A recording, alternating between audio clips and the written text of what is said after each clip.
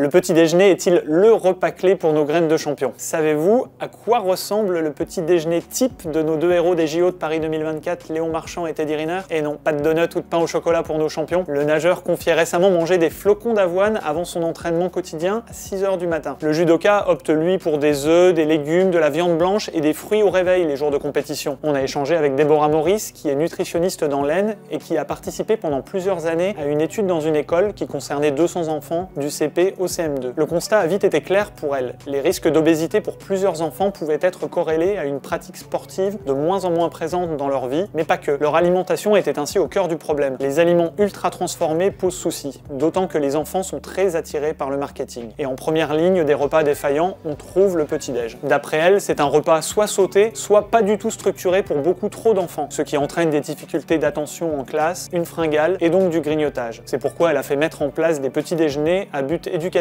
au sein de l'école les matins. Ces ateliers s'appuyaient sur le programme national de nutrition santé, PNNS, pour inciter par rebond les parents à restructurer ce repas pour toute la famille. Quels axes majeurs alors pour ce repas clé qui conditionne le reste de la journée? Il faut privilégier des céréales peu sucrées, des gâteaux faits maison, un verre de lait, des fruits frais entiers et de l'eau, tout en sachant que les enfants adorent les petits-déj salés, avec œufs, jambon, fromage, quand on leur laisse le choix. Une option pertinente pour éviter les fringales. Plus tard dans la journée, il peut y avoir pour nos bambins le souci de la consommation de soda et de portions de viande non adaptées proposées par des parents à leurs enfants de moins de 11 ans. Les excès de protéines entraînent en effet l'obésité, qui concerne 17% des adultes et 4% des enfants en France. Autre chiffre révélé par l'étude OBEPI, depuis 1997, le nombre de jeunes de 18-24 ans touchés par l'obésité a été multiplié par 4 en France. Les tests physiques réalisés par Déborah sur les jeunes scolaires ont montré un manque criant de cardio et de souplesse. Depuis les ateliers pour restructurer leurs repas et l'incitation au sport scolaire, les données se sont améliorées sur le sujet. Alors go, allons dévaliser les rayons de flocons d'avoine comme Léon Marchand.